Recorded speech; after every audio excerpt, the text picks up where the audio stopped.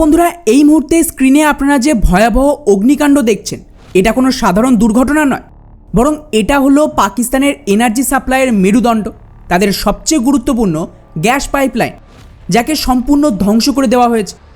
আর এই পাইপলাইনটা কতটা জরুরি ছিল তা শুনলে আপনারাই চমকে যাবেন।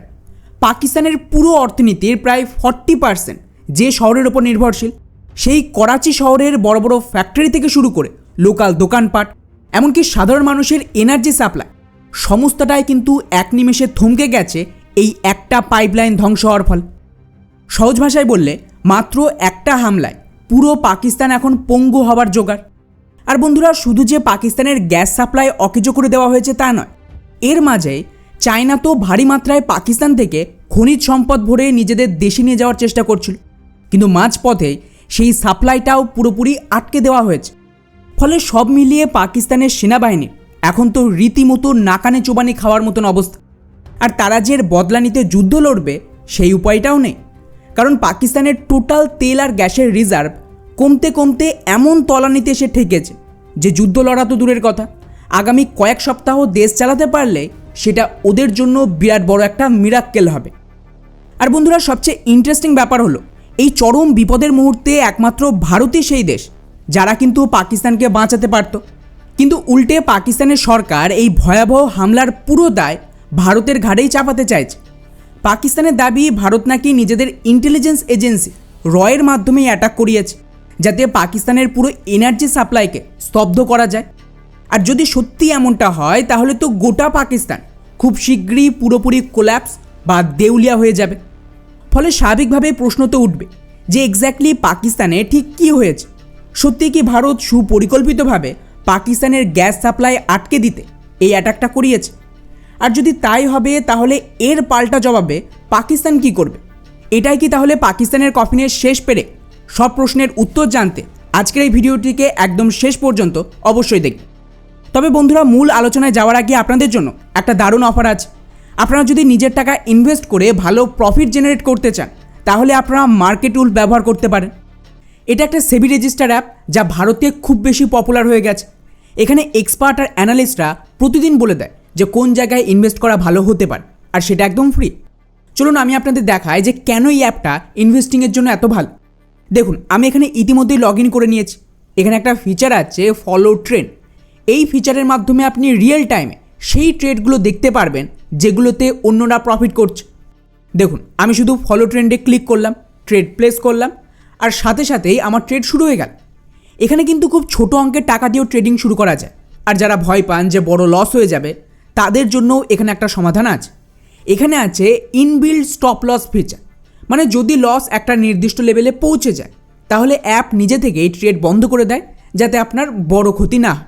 দেখুন, ট্রেডটা প্রফিটের দিকে যাচ্ছিল, আমি শুধু স্টপ ট্রেডে ক্লিক করলাম আর সাথে সাথেই 2065 টাকা প্রফিট বুক হয়ে গেল।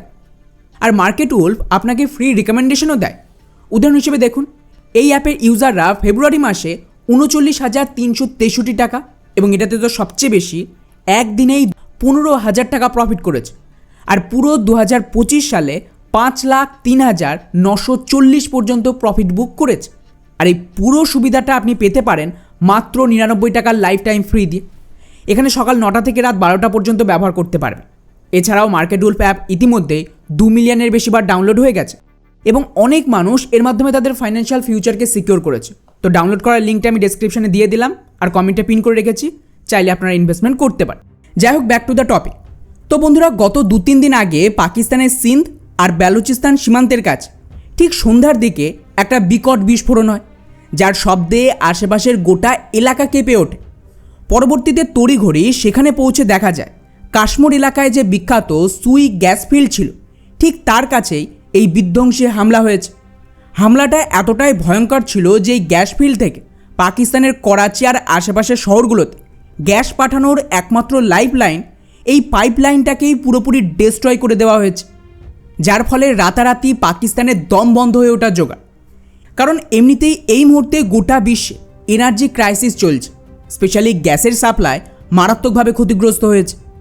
এমন পরিস্থিতিতে দাঁড়িয়ে যদি কোনো দেশে সবচেয়ে বড় গ্যাস সাপ্লাইয়ের পাইপলাইন পুরো ডেস্ট্রয় করে দেওয়া হয়, সেটা কিন্তু যে কাউকে ভেতর থেকে নাড়িয়ে দেবে। আর বন্ধুরা, পাকিস্তানের জন্য সবচেয়ে বড় মুশকিল হলো তারা অলরেডি একটা বিরাট বড় তেল আর গ্যাসের ক্রাইসিসের মধ্যে দিয়েই যাচ্ছিল। তার উপরে ইরানের যুদ্ধের ফলে পরিস্থিতি এতটাই হাতের বাইরে চলে যায় যে ওদের সরকার তো বাধ্য হয়ে স্কুল কলেজ থেকে শুরু করে একাধিক বড় বড় কারখানা বন্ধ করে দিয়েছে। সরকারি কর্মচারীদের খুব জরুরি প্রয়োজন ছাড়া অফিসে আসা নিষেধ। নতুন গাড়ি বা এসি কেনা সম্পূর্ণ ব্যান করে দেওয়া হয়েছে, যাতে জ্বালানির খরচ কোনোভাবে বেড়ে না যায়। এমনকি পাকিস্তানের সরকার তো ম্যাক্সিমাম চেষ্টা করছে যাতে লোকজন ট্রাভেল না করে, কারণ ট্রাভেল করলেই গাড়ি লাগবে আর তাতে তেল বা গ্যাস পুড়বে।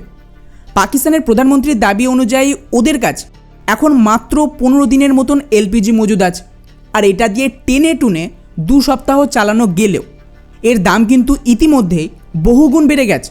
আর পেট্রোল ডিজেলের ক্ষেত্রেও অবস্থা সেম। এমনকি পাকিস্তান যে এখন বাইরে থেকে কারোর কাছে সাহায্য চাইবে সেই দরজাও বন্ধ, কারণ ইউনাইটেড নেশনসে পাকিস্তানের রিপ্রেজেন্টেটিভ যেভাবে আমেরিকার চাপে পড়ে ইরানকে কন্ডেম করেছে, তারপর ইরান কোনোভাবেই পাকিস্তানকে তো এক ফোঁটা গ্যাস বা তেলের সাপ্লাই করবে না। অন্যদিকে ভারত রয়েছে আরেক প্রতিবেশী দেশ, যারা কিন্তু পাকিস্তানকে সাহায্য করতে পারত, কিন্তু ভারতীয়দের সবচেয়ে বড় শত্রু।